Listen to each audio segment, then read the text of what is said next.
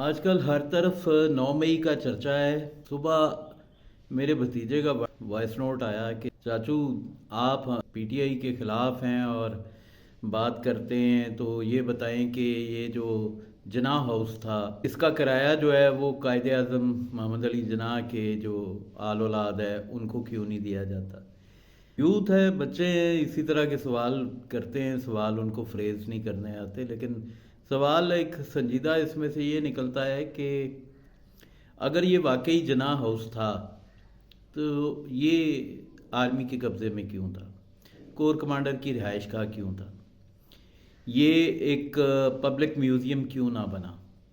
یا اگر کوئی وارث موجود ہیں تو یہ ان کو وراثت کے طور پر کیوں نہ دیا گیا؟ اور سوال، بنیادی ترین سوال یہ بھی ہے کہ یہ واقعہ ہونے سے پہلے پاکستان کے کتنے فیصد لوگ تھے جن کو یہ علم تھا کہ یہ کور کمانڈر ہاؤس نہیں ہے، یہ جناح ہاؤس ہے؟ میری رائے پوچھے تو میرا خیال ہے کہ 1% لوگ بھی ایسے نہیں ہوں گے کہ جن کو یہ معلوم ہو کہ یہ جناح ہاؤس تھا۔ نون لیگ اس کو بہت زیادہ اپنے سیاسی فائدے کے لیے اس کو استعمال کر رہی ہے، اور ادھر جو پی ٹی آئی ہے وہ کچھ مضحکہ خیز جواز پیش کر رہی ہے۔ بات یہ ہے کہ اگر یہ کور کمانڈر ہاؤس بھی تھا تو پی ٹی آئی احتجاج لے کے یہاں پہ کیوں پہنچی؟ اگر آپ کو فوج کے خلاف احتجاج کرنا تھا تو آپ جی ایچ کیو پنڈی کے سامنے کرتے، جو کہ بنتا نہیں تھا کیونکہ اس وقت آپ کی سویلین گورنمنٹ آ چکی تھی، آپ اسی کے سامنے احتجاج کرتے تو زیادہ مناسب رہتا۔ لیکن اگر آپ سمجھتے ہیں کہ آپ کے ساتھ فوج نہیں ایسا کیا تو پھر آپ جی ایچ کیو جاتے۔ کور کمانڈر لاہور کے سامنے یہ جو احتجاج آپ نے فکسڈ میچ کھیلا، اس کے نتیجے میں تو میرے خیال میں کور کمانڈر صاحب بھی اپنی نوکری سے چلے گئے، اور آپ کا خیال تھا کہ ایسا کوئی فکسڈ میچ کھیلنے سے میوٹنی کروانے میں کامیاب ہو جائیں گے فوج کے اندر، کیونکہ سوالات یہ بھی ہیں کہ ان کو روکا کیوں نہ گیا کراؤڈ کو وہاں تک پہنچنے سے، جو کہ جائز سوال ہے، اور وہ پی ٹی آئی کے پوچھنے والے نہیں ہیں کیونکہ آپ تو گئے اس طرف نا۔ یہ ہمارے پوچھنے والے ہیں کہ اگر وہ جلوس جا رہا تھا ادھر تو اس کو انٹرسیپٹ کیوں نہ کیا گیا، پولیس نے کیوں نہ کیا، یہ سب ہونے کیوں دیا؟ کہ تو بھائی یہ بات یہ ہے کہ ایک طرف یہ پلاننگ تھی کہ فکسڈ میچ کھیلا جائے گا اور کوئی ترکی جیسا کوئی کاسمیٹک قسم کا انقلاب جیسے ویسا ہی کوئی کچھ یہاں پہ ہوگا اور تھوڑی سی میوٹنی ہوگی اور اس کے بعد جو ہے وہ ری انسٹیٹ ہو جائیں گے عمران خان صاحب۔ یہ تھی پلاننگ۔ لیکن دوسری طرف ماسٹر پلانر تھے نون لیگ، تو بڑی پلاننگ کی شہنشاہ ہے، اور جتنا تجربہ ان کا ہے اسٹیبلشمنٹ کے ساتھ چلنے کا، ان کا تو اس سے آدھا بھی نہیں ہے، یہ تو ان کے بچوں کے بھی بچے ہیں۔ تو وہ اس ساری چیز کو دیکھ رہے تھے خاموشی سے، اور وہ اس انتظار میں تھے کہ چڑیا جو ہے یہ شکنجے میں کیسے آئے، کس وقت یہ اس میں ٹریپ میں آئے اور کس وقت وہ اس کے اوپر جو ہے جال گرے، تو وہ دیکھ رہے تھے۔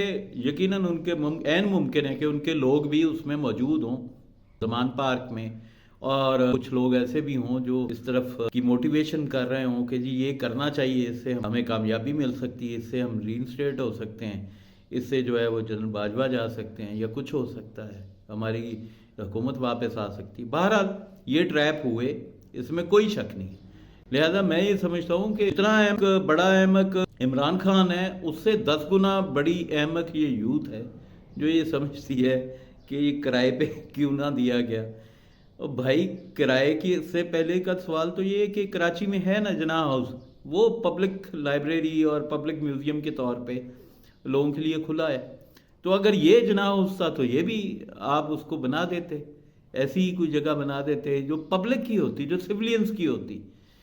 کسی کور کمانڈر کا تو جناح اس میں رہائش کیا، مطلب لاہور میں ایسے حالات تھے کہ آپ کسی ریگستان میں گئے، وہاں پہ کوئی گھر ہی نہیں تھا، اور وہاں پہ آپ کی اکوموڈیشن ہی نہیں تھی۔ 75 سال میں آپ کوئی اکوموڈیشن ہی نہیں بنا سکے کور کمانڈر کے لیے، آپ نے جناح ہاؤس میں ان کو رہائش دے دی، اس کو کور کمانڈر ہاؤس بنا دیا۔ تو یہ تو کتوں کی نہیں بنتی۔ جو لوگ سویلین بالادستی پہ یقین رکھتے ہیں ان کے لیے کہ یا تو کسی سویلین لیڈر کے پاس ہوتا جو حکومت میں ہوتا، حکومت وقت میں ہوتا، اس کو یہ دیا جاتا، یا مطلب سی ایم سیکریٹریٹ بن سکتا تھا یا کوئی اور، یا پھر اصل جو اس کی تھی وہ وہی تھی کہ اس کو لائبریری یا میوزیم کا درجہ دیا جاتا، جناح صاحب کی چیزیں، تصویریں، جو کچھ بھی رکھا جا سکتا تھا جیسے کراچی میں تو یہاں بھی رکھ لیتے. تو اس کا کوئی جواز نہیں ہے، نہ اس چیز کی کوئی جسٹیفیکیشن ہو سکتی ہے کہ اس پہ آپ نے احتجاج کیوں کیا، نہ اس چیز کی کوئی جسٹیفیکیشن موجود ہے کہ اس کو انٹرسیپٹ کیوں نہ کیا گیا احتجاج کو، کراؤڈ کو، اگر وہ جا رہا تھا ادھر. تو یہ ساری چیزیں جو ہے نا یہ ہمیشہ کے لیے ایک رونا ہے، اور یہ ہمیشہ اسی طرح ہوتا ہے. یہاں پہ حقائق پس پش ڈال دیے جاتے ہیں. بھٹو صاحب کی پھانسی کو پس پش ڈال دیا جاتا ہے ان کے مخالفین کی طرف سے، اور الذوالفقار جو ہے وہ سامنے لے آئی جاتی ہے. اسی طرح سے یہاں بھی جو کچھ ہوا، اور میں تو ان میں سے نہیں ہوں جو بالکل منافقت سے بات کروں اور دو طرفہ بات نہ کروں. میرا خیال ہے کہ یہ تاریخ کا بدترین فیصلوں میں سے ایک فیصلہ یہ بھی تھا. پاکستان کی عدلیہ کے بے شمار بدترین فیصلے، ان میں سے ایک بدترین فیصلہ یہ بھی تھا کہ آپ نے بلے کا نشان نہیں دیا انہیں ان سے بلے کا نشان چھینا. اور یہ بدترین فیصلہ پہلا نہیں تھا، یہ تیسرا تھا. ایک بار آپ نے پیپلز پارٹی سے بلوار کا نشان چھینا شہید محترمہ کی زندگی میں، ایک بار آپ نے میاں نواز شریف سے نشان چھینا. وہ سائیکل چاہتے تھے لیکن آپ نے اسٹیبلشمنٹ نے وہ سائیکل ان کو دے دیا، چودھریوں کو، اور وہ جو کاف لیگ اب بن چکی ہے مسلم لیگ کی جگہ، تو ان کو پھر شیر کا نشان لینا پڑا. تو یہ تھرڈ تھا، اور یہ تینوں ہی بدترین مثالیں ہیں. لیکن ہمیں، اگر ہم واقعی جمہوریت پسند ہیں تو ہمیں کھلی بات کرنی چاہیے اس کے اوپر. یہ نہیں کرنا چاہیے کہ اپنے ساتھ ہوئی زیادتی کو تو زیادتی مانیں، دوسرے کے ساتھ ہوئی زیادتی کو زیادتی تسلیم نہ کریں. تو یہ ایک چیز تھی، بنیاد بنی ایک غلطی 100 غلطیوں کی. آپ نے بلے کا نشان چھینا، بلے کے نشان کے نتیجے میں وہ جو فارم 47 والی کانسپریسی سامنے آئی، اور ابھی تک وہ جو ہے وہ چل رہا ہے سلسلہ. اب عدالت ایک طرف جو ہے وہ فیصلہ دے چکی ہے کہ جی یہ سیٹیں ان کو نہیں مل سکتی. ریاست کا سب سے محترم ادارہ اتنی بڑی منافقت کو ہضم کیسے کر رہا ہے؟ سنی اتحاد کونسل کیوں؟ آپ وہ بلے کے نشان پہ واپس جائیں اور پی ٹی آئی کو اس کے نشان اور اس کی سیاسی حیثیت کے ساتھ تسلیم کروائیں. سپریم کورٹ والوں جج صاحبان سے عرض کر رہا ہوں کہ بھئی آپ اس پہ تسلیم کروائیں. اس طرح آدھا تیتر آدھا بٹیر تو چل ہی نہیں سکتا. آپ کیوں سنی اتحاد کونسل والی منافقت درمیان میں لا رہے ہیں؟ کس بنیاد پہ؟ کیا یہی شرائط پوری کی ہوئی ہیں نون لیگ نے کہ انہوں نے بھی الیکشن کرائے تھے، پارٹی الیکشن؟ ان سے یہ مطالبہ کیا گیا، اور اگر کیا گیا تو ان کا تو آپ نے قبول کر لیا، ان کا نہیں کیا. تو یہ آپ نے جو موم کی ناک بنایا ہوا ہے دستور کو، کہ کوئی ایک معیار نہیں ہے، کوئی ایک میزان نہیں ہے، کوئی ایک ترازو نہیں ہے تولنے کا، کہ کی برے دن آ جائیں اس میں سے آپ بورڈ کے کلرکوں کی طرح بے شمار نقائص تلاش کر لیتے ہیں، اور جب گزارنا ہوتا ہے تو آپ ہاتھی گزار دیتے ہیں.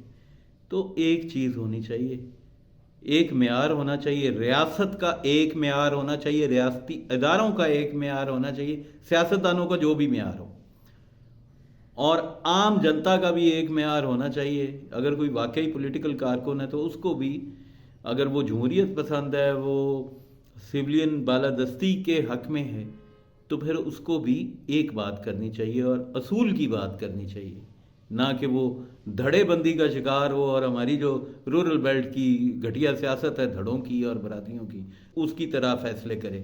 خدا حافظ.